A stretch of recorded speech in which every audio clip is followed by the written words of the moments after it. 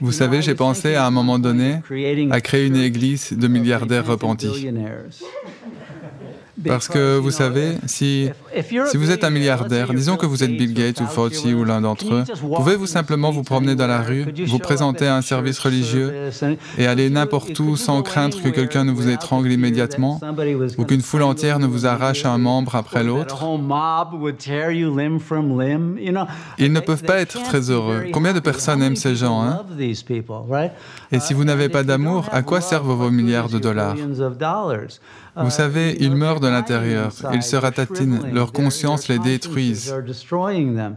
Et beaucoup veulent se repentir et réalisent l'erreur de leur comportement. Mais ils sont coincés dans leur cadre de référence.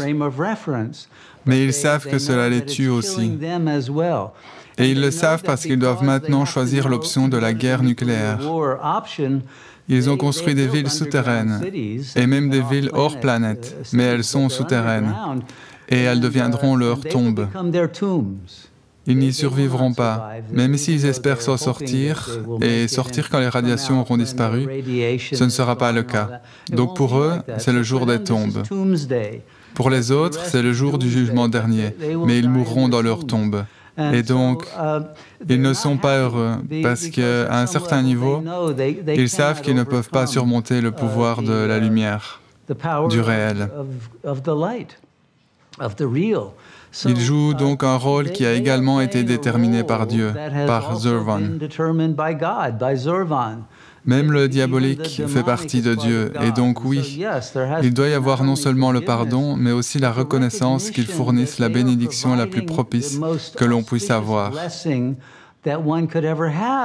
C'est un test en temps réel de la nature de chacun, de la force de chacun, du courage de chacun, de la grandeur de chacun.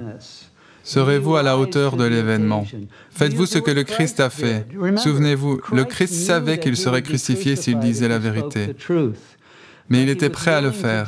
Il était prêt à renverser les tables des changeurs d'argent, sachant qu'ils le crucifieraient le jour suivant.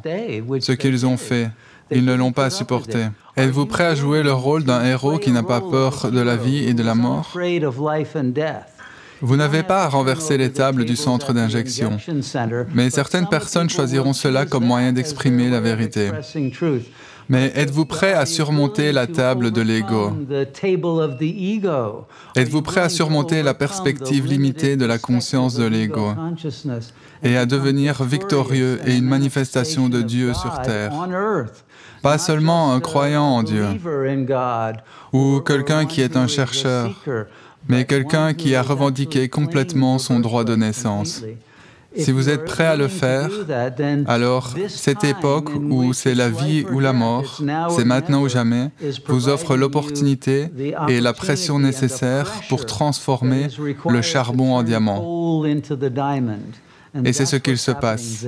Le charbon noir de l'ego, s'il est soumis à suffisamment de pression et atteint son noyau le plus profond, émergera comme l'esprit du diamant. Et cet esprit brillera avec une telle intensité qu'il créera un nouveau monde. J'espère que vous aurez apprécié cette vidéo. Et si c'est le cas, vous pouvez la liker et la partager. Merci infiniment, merci du fond du cœur à ceux qui font des dons pour soutenir cette chaîne. Et ceux qui désirent le faire, le lien est en description. Et du coup, je vous dis à bientôt et prenez bien soin de vous. Ciao.